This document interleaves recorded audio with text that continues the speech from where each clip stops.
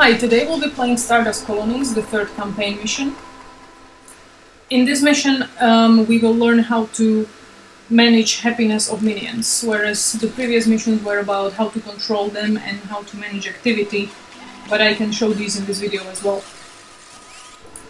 Okay, so let's start. The general happiness of a colony is shown at the top. When it's yellow, it's sort of average. It can be red, which is really bad, and green, which is really good. Happiness is very important for work effectiveness of a minion. If it's not happy, it will do work very slowly, it will move very slowly, which means you will need to assign more of workers to one particular job. And that's never good, because that means you need more food, that means you need more farmers, and you are in this loop of needing more and more. So it's always good to watch out for happiness. Happiness is affected first of all by the kind of job the minion is doing and by his job preference, but also by other things like how much food there is in the stockpile, which is at the top, or how many houses there are per minion. So this is basically what is explained at the beginning of the tutorial. And what we are supposed to do now is to gather some grain. So let's build 2 farms.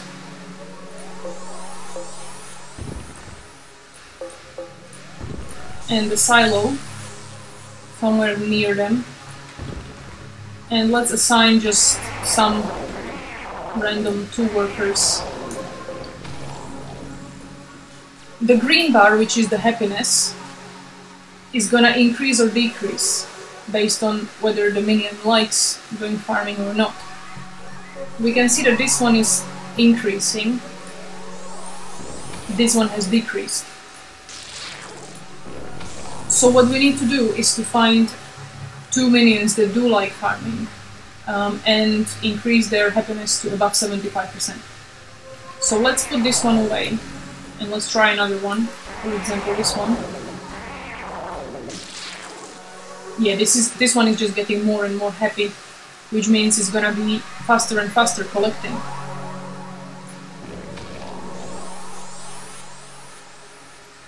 Another important thing, or a characteristic of a minion, is its activity level, and that's the red bar. As activity decreases, and that's basically when the minion is moving or when he's working, it's gonna be moving much more slowly. What you need to do is to keep a look at that, keep looking at this, and put a minion to rest from time to time, because you don't want him to be slow. So what we can do now, let's actually, okay, this one is not very happy as well. Let's try this one. So see how fast he's moving, but this one is already too slow. So we're gonna put him to rest. And he's just gonna go away for a bit. Its activity is replenished. And now he's fast again.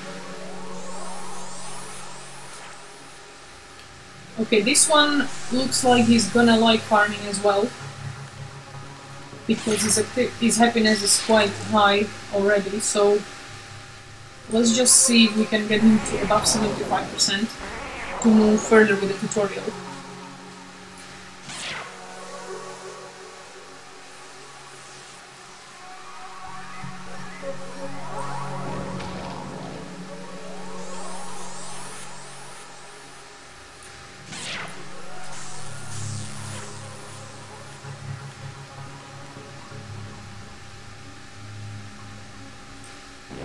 Meanwhile, the happiness of these who were already unhappy because they were doing farming has returned back to normal.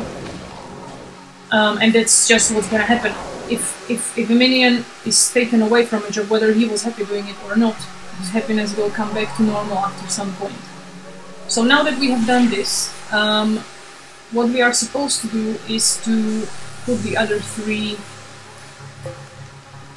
into mining.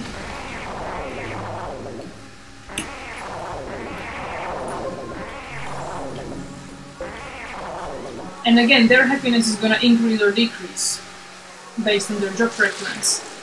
In this mission, we have at the beginning 2 farmers and 2 miners, and 1 that prefers to be breeding.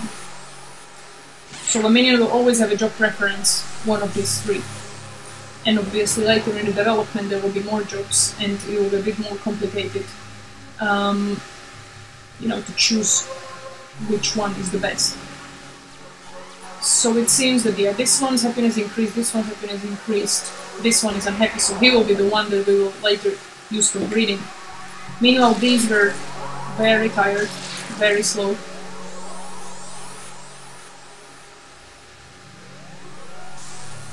Okay. Objective is to build 2 houses, so yeah, we have enough crystals, so let's do that.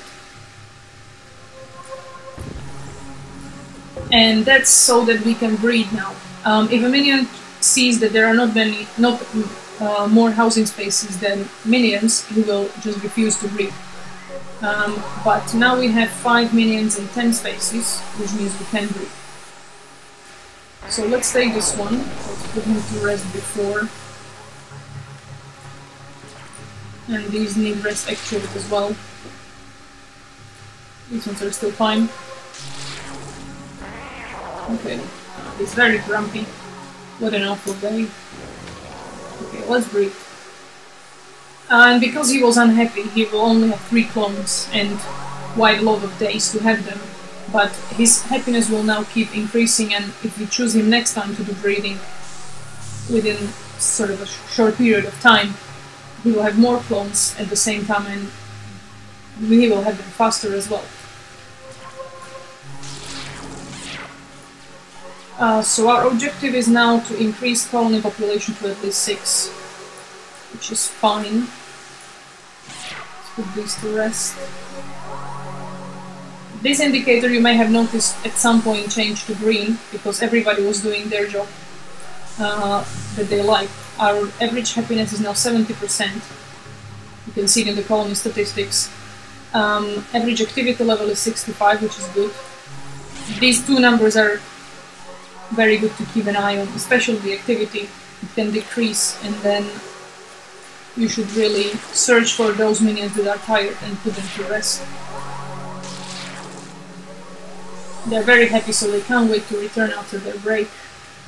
Okay, we have 3 more minions, which means we can start experimenting a bit more with the jobs assigned. So our objective is to achieve 75 average happiness and population at least 7. The population is 8 at the moment, which is good. All we need to do is to assign them jobs. So let's put a bit more farmers here and gather some more crystals. You may have noticed that this minion was saying that he was getting too old for this. They will let you know basically when they're approaching their death. And this one died already. So the average age of a minion is 4 years, but they can die sooner if, for example, there is not enough food, or if they were very unhappy in their life.